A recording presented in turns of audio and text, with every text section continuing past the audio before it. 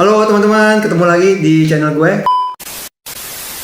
Oke. Terus setiap kali ada film tayang, catat nama editornya siapa. Kalian lihat aja, nanti orangnya gitu aja nanti. Gitu. Terus kemana jutaan orang yang lulus setiap tahunnya? Ketika kuliah itu kan sempat ada magang semester 6 atau semester 7 gitu kan. Nah di situ tuh sempat merasa susah. Aduh ini kemana ya, ini magang kemana gitu. Film tapi kok susah banget, dan dari kampus pun juga gimana ya, informasi hal semacam itu juga masih kurang gitu. Terus gimana menurut Mas Raymond? Ya jadi gini, sebenarnya permasalahan yang kamu alami ini mungkin juga dialami oleh teman-teman yang lain gitu ya. Apalagi di zaman kamu dulu 2012 memang aksesnya nggak terbuka sekarang gitu kan. Sekarang medsos kan lebih jalan semuanya. Di zaman itu masih ya orang masih banyak juga yang tidak terlalu banyak yang pakai medsos gitu. Cuman memang ini permasalahan klasik ya, bahwa di Indonesia itu kalau industri entertainment itu informasinya belum merata ke seluruh Indonesia gitu ya. Kita masih di Jawa loh, padahal Jember, Probolinggo gitu ya. Kalau kita bicara di luar Jawa itu lebih celaka lagi gitu, susah sekali mengakses informasi. Apa yang harus dilakukan bagi seseorang yang ingin masuk ke dalam industri perfilman? Itu juga menjadi sebuah pertanyaan besar gitu. Nah kemudian magang tadi ya, spesifik magang, gue mau jawab soal magang. Memang betul di tahun itu memang susah sekali mendapatkan informasi soal magang gitu. Dan tahun sekarang memang lebih banyak. Tapi yang harus disadari sama teman-teman adalah bukan persoalan kesempatan magang itu menurut aku. Bukan informasinya. Informasi gampang dicari, bisa gampang dikasih. Tapi pertanyaannya lagi nih, kualitas magangnya yang harus kamu pentingkan. Iya sih. Gitu. Contoh gini, kamu kuliah di sebuah universitas di Jember, oke? Yang aku nggak bisa menjudge juga secara kualitas pengajarnya seperti apa, karena kan mengajar ini kan hasil akhirnya kan tergantung.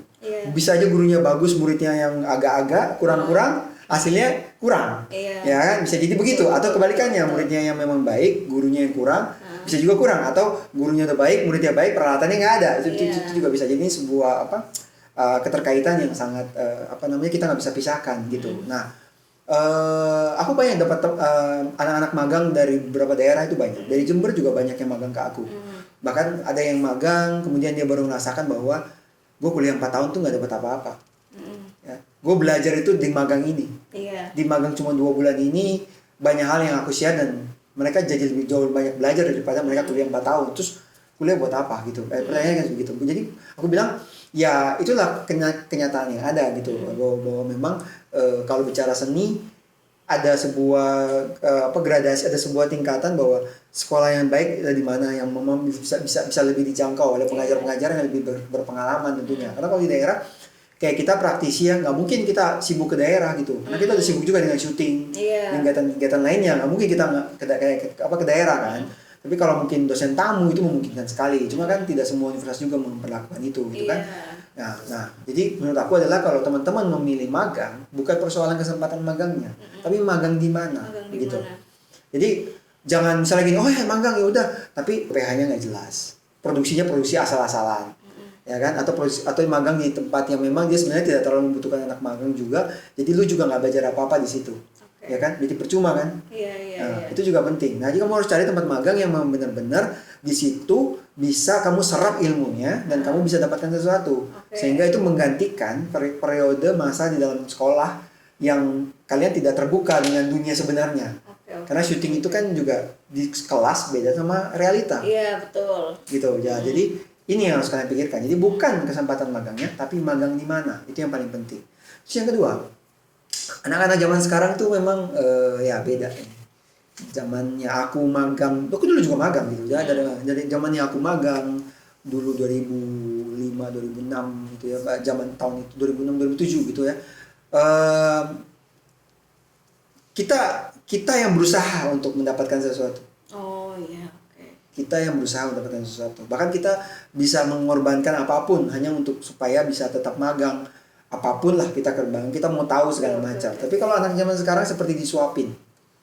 Jadi ini kayak orang bilangnya gini, kayak keinginan tidak sebanding lurus dengan usaha. Nah, tapi pingin hasil. Ya. Jadi dia merasa udah magang, ya udah gitu magang. Terus habis magang, ya udah gue dibayar ya gitu, gue kerja ya gitu. Padahal belum tentu. Berapa banyak anak-anak magang di aku setelah itu selesai udah, dan kemana-mana nggak jelas kerjanya itu juga ada gitu. Tapi ada yang memang sangat baik begitu dia magang, dia lihat kondisi realnya seperti apa, dan aku ngasih dia semangat, encourage untuk menjadi lebih baik. Dia mencoba untuk melakukan itu dan dia balik ke kampus, selesaikan kuliah skripsi, dan sekarang aku lihat di Instagram di mana dia udah sibuk syuting kemana-mana. Dia belajar sama ini, belajar sama itu, belajar sama ini, wah luar biasa gitu. Kembali ke orangnya lagi gitu sih menurut aku. Jadi ya medsos bagus sekarang, banyak gitu ya informasi magang, tapi ya jangan disalahgunakan karena kesempatan itu nggak akan datang 2 kali gitu. Dan kamu tau nggak, saking banyak yang mau magang ya, kita tuh seleksi loh. Nah itu dia. Terus misalnya kalau ada seleksi nih, kira-kira nih kalau dari PH-nya sendiri tuh apa sih yang dilihat dari seorang calon anak magang? Karena sudah terlalu banyak orang yang mau. Pada akhirnya kita akan menyeleksi orang yang menurut kita nih orang akan benar-benar niat. Oke, yang pertama berarti harus niat dulu. Niat, karena banyak orang yang cuma magang hanya supaya buat menyelesaikan SKS.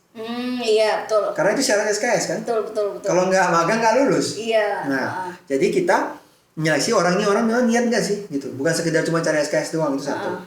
Terus yang kedua, lu benar niat magang, bukan niat untuk magang baru ketemu artis. Pas syuting dia foto-foto. Ada kayak gitu. Ada kayak gitu. Dan kalau nggak salah ada juga anak Jember kayak gitu. Oke. Iya, jadi dia kerja, dia magang, dia cuman kesempatan buat bisa foto-foto sama artis. Ya, jadi kerjanya di lokasi dia bawa kamera. Padahal kerjanya dia waktu itu adalah asisten telco. Talent koordinator. Iya. Talent koordinator tuh yang ngurusin talent lah gitu kan. Nah itu aneh sih, itu freak sih. Nah tapi itu yang terjadi. Jadi makanya kita harus hati-hati, itu satu. Itu yang kedua. Yang tadi itu yang kedua. Iya. Nah yang ketiga yang harus kita lihat adalah nih orang siap nggak untuk magang. Gitu loh. Sekarang gini, kamu magang, kamu dari daerah, berarti kamu butuh apa? Itu biaya. Itu loh. Mau nggak mau gitu. Kita nggak bisa bilang bahwa wah gue nggak punya uang sama sekali gitu. Terus gue kayaknya nggak bisa deh, gue cuma bisa magang 3 minggu doang. Ya susah gitu loh, nggak bisa. Harus ada yang dikorbankan. Iya. Harus ada yang dikorbankan. Betul. Ada satu cerita, ada satu orang dari Bandung, ya bukan dari keluarga berada, ibunya juga cuma kerja jualan dagang biasa gitu ya. Terus dia pingin banget ke industri film. Awalnya pengen jadi artis awalnya. Kemudian dia gaji juga nggak seberapa, di bawah UMR waktu itu malah. Kemudian dia punya tabungan sedikit, dia keluarkan semua, dia tabung, dia ikut sebuah kursus. Nah, ini juga hati-hati, banyak kursus juga yang palsu kan di Jakarta. Nah, kursus dan itu cuma mengambil duit dia doang, dan akhirnya dia nggak jadi apa-apa. Kan sebenarnya secara talenta dia nggak cocok jadi artis sebenarnya, gitu. Wah, dimarahin habis-habisan sama orang tuanya segala macam, depresi, putus asa, masuk kerja lagi susah, nggak ada yang terima, nggak punya uang, lantang-lantung di Jakarta. Akhirnya dia magang sama aku. Dia magang jadi kru. Tahun 2014 kalau nggak salah, 14 atau 15 dia magang itu setengah mati dia. Kita syuting kebetulan sampai pagi kan, karena syutingnya waktu itu filmnya lumayan action, jadi kita syuting dari pagi ketemu pagi agak pagi, jadi lumayan tuh. Tapi tuh anak gila spiritnya, gila gitu.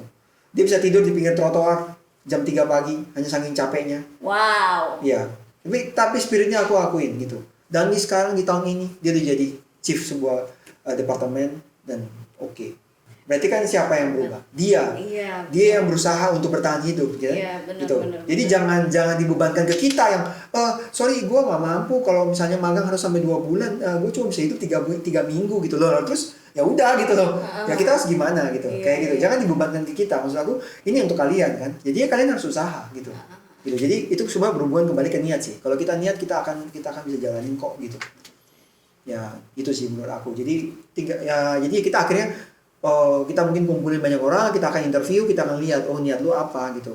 Nah sama kan satu lagi yang terakhir, kadang-kadang orang cuman mau magang, tapi dia nggak tahu sebenarnya dia pengen jadi apa. Nah ya kayak itu gimana tuh? Susah, karena pada akhirnya cuma nyoba-nyoba. Karena nyoba-nyoba nggak niat biasanya, gitu. Ya misalnya sarjana hukum, terus tiba-tiba dia bilang, saya pengen jadi orang produksi. Terus aku bilang, ngapain? Kamu ngapain hukum jadi produksi gitu? Kamu tahu nggak orang produksi kerjanya apa? Nggak tahu. Terus kamu film kerjanya apa? Nggak tahu. Dia cuma suka nonton film aja. Nah, itu percuma. Yang ada ujung-ujungnya nanti nggak jelas gitu kerjanya. Karena dia udah gitu dan cenderung tidak ada inisiatif. Yeah. Anak-anak zaman sekarang kan ya bukan gue menjudge ya, tapi ya kenyataannya begitu ya. Banyakan diam, disuruh dulu baru jalan, tidak ada inisiatif mau bergerak gitu loh. Kalau dulu kita nggak disuruh pun kita berusaha untuk, oh ini ya, kita berusaha mau tahu kita salah, besok jangan bikin kesalahan yang sama. Kita berusaha untuk lebih baik. Dan kadang-kadang gini loh, ya kita seperti tadi aku bilang kan, magang berarti kan kalian yang butuh, ya kan? Ya kalian tanya, jangan diem aja. Iya. Nggak kan kalau kalian diam-diam aja, kita juga akan diam-diam aja. Nggak mungkin kita kepo tiap hari terus nanyain gimana, ini udah bisa belum ya. Ya saya ajarkan kayak ibu ngajar anaknya ya, kita juga gitu sih. Itu kalau bicara magang. Gitu. Mas Raymond. Ya. Kira-kira sebenarnya untuk jadi orang di balik layar itu emang butuh banget sekolah ya? Atau gimana? Kalau dibilang butuh banget, mungkin aku bisa bilang enggak juga sih. Karena ya kita gimana ya? Kadang-kadang kan sekolah juga bukan jaminan. Gitu loh. Banyak sekali orang yang sekolah film akhirnya juga tidak berkecimpung di dunia film. Gitu. Iya. Tapi ada orang yang memang punya passion dan mungkin bakat dia, talenta dia ada gitu. Jadi dia magang dan tadi itu tadi tergantung dianya. Dia belajar terus mau tahu segala macam, akhirnya juga jadi. Banyak sinias-sinias Indonesia yang juga berawal dari magang, bukan dari sekolah film. Gitu. Dan banyak juga lulusan sekolah film yang baik di Indonesia itu juga pengangguran sampai hari ini. Itu juga ada. Gitu. Terus bahkan ada temenku juga yang lulusan luar negeri, lulusan dari Amerika, yang akhirnya juga tidak kerja di film. Ada juga temen gue dari Prancis juga sama, Australia juga ada gitu. Ya akhirnya sekarang semua membelok. Kerjanya bukan di film gitu. Padahal mereka sekolah film di luar negeri gitu. Kenapa? Karena mereka tidak bisa diterima di industri ini gitu. Itu tadi masalah tadi. Aku bilang bahwa ini pekerjaan seni yang mungkin bukan apa ya? Berarti bukan jaminan ya? Bukan jaminan. Cuman kalau memang bisa punya kesempatan untuk sekolah, ya lebih baik sehingga kamu punya bekal ilmu kan lebih bagus gitu. Tapi semua tuh kembali ke orangnya sih sebenarnya, bukan persoalan sekolahnya sih. Tapi kalau misalnya orangnya udah memang niatnya baik, terus dia pengen sekolah, saranku sih cari sekolah yang benar juga. Kalau sekolah yang tanggung-tanggung, buang waktu juga percuma. Nah, ngomong sekolah yang benar nih, terus sekolah yang benar menurut Mas Raymond itu gimana? Ini kalau gue ngomong sekolah di Indonesia kan jadinya kan nanti kayak mendiskreditkan ya. Gitu. Ada yang baik, ada yang tidak gitu loh. Cuman sejauh ini sih memang sekolah yang paling mending masih di Jawa gitu. Kita nggak bisa pungkiri gitu ya. Jadi teman-teman yang dari luar Jawa memang paling di Padang itu juga ada tuh isi Padang menurut aku cukup baik ya. Karena banyak banget anak-anak isi Padang juga yang sekolah di sini. Tapi yang sekolah di sini, yang magang di sini dan tapi apakah semua juga berkecimpung di industri ini? Tidak juga. Ada juga yang gagal, ada juga yang berhasil. Ya kembali ke manusia lagi gitu. Cuman memang sekolah film yang baik sih masih di Jakarta dan Jogja. Sebenarnya itu menurut saya itu bisa juga salah sih. Atau cari informasi tentang kan kita sekarang sangat open ya, sinias-sinias kita sangat open ya. Kalian bisa langsung kontak. Kayak aku misalnya ada yang DM aku akan jawab loh. Oh gitu. Aku akan jawab. Bahkan ada yang nanya panjang lebar, aku pernah jelasin panjang lebar. Sampai sekarang ada satu orang yang dari Surabaya, yang ponakannya akhirnya sekolah film di Prancis atau di Amerika, gue lupa. Itu gara-gara ngobrol panjang lebar sama aku jelasin. Gitu. Awalnya dia nggak mau. Dia bingung mau gimana, anaknya minta gitu. Gue jelasin panjang lebar. Oke, akhirnya terbuka pemikirannya. Ya udah, kayak gitu. Jadi sebenarnya kalian harus rajin untuk browsing. Lihat kan sekarang zaman udah terbuka ya. Betul, siapa kalian mau ke siapa? Tanya aja sama mereka. Kalau misalnya si A nggak ngerespon, tanya si B. Si B yang respon, tanya si C. Masa sih semua nggak ngerespon? Iya, gitu. Iya, betul. Kalau aku sejauh ini sih, siapapun yang nanya ke aku pasti aku respon. Sejauh ini gitu. Mas Raymond guys. Gitu. Ya. Tanya Villa juga bisa. Tanya Villa guys. Ya, Villa juga bisa guys. Jangan lupa guys. Gitu sih menurut aku gitu. Jadi ya di zaman yang udah sangat terbuka seperti ini gitu kan, di Makassar aja industri filmnya berkembang juga kan, teman-teman Makassar luar biasa kan. Surabaya juga ada beberapa luar biasa, Jogja sih udah apalagi gitu, Bandung juga. Aku pikir kedepannya mungkin ya harusnya semua bisa menggairahkan industri itu. Cuma mungkin kadang-kadang kan ya orang tua juga ya masih ya kita nggak bisa menyalahkan mereka sih, karena di zaman mereka dulu tidak seperti zaman sekarang gitu. Benar. Sehingga pemikiran itu adalah ya segitu gitu. Ya tugas kita sebagai anak ya mungkin kita berusaha untuk Meyakinkan tuh. Meyakinkan. Itu yang sering aku Harus lakukan juga. dilakukan, ya. Meyakinkan juga bahwa enggak mah bapak ini begini ya. Dan menurut aku harus apa tahu nggak? Bertanggung jawab sama pilihan. Betul. Gitu loh. Betul guys. Ya. Kalau misalnya lu udah segala macam terus akhirnya lu tidak bertanggung jawab dengan pilihan lu nggak jadi apa-apa, berarti lu mengkhianati apa yang udah lu sayang ke orang tua lu gitu kan. Gitu sih menurut aku. Kepercayaan. Gitu. Dan ada juga yang kayak orang tua itu yang ngotot kan, misalnya oh nggak bisa harus gini, ya udah mungkin bener aku tuh bisa aja ngalah loh, kuliah aja dulu, tapi sambil lu belajar yang lain juga bisa. Manusia kan nggak harus belajar satu macam. Iya. Ya, kamu bisa kuliah 2 macam, 3 macam, ya nggak masalah juga gitu. Terus kan ini kan industri yang bisa dibilang nggak mudah ya, harus tahan banting gitu. Untuk dia bisa bertahan di industri seperti ini tuh dia harus seperti apa? Oh, supaya dia bisa lama di industri. Itu tadi jangan instan. Jadi di belakang layar maupun di depan layar gitu ya. Di depan layar adalah artis dan sebagainya, di belakang layar adalah kru. Begitu kamu instan, yang tadi aku bilang ya, kamu punya duit atau segala macam, kamu mungkin pengen sendiri atau apa, atau mungkin tapi kamu tidak punya kemampuan, ataupun juga artis yang memang naiknya juga instan. Begitu instan, rata-rata akan juga instan turunnya, biasanya begitu. Gitu. Tapi kalau misalnya kamu udah punya skala, maksudnya gini, bukan skala, kamu udah punya bekal gitu ya, yang cukup gitu ya, kamu punya kemampuan gitu kan, entah dari mana kamu dapatinnya, dari sekolah, dari magang, dari belajar, dari proses, dari bertahun-tahun, proses. Jadi semua orang mungkin kurang menghargai proses, tapi proses itu sangat penting.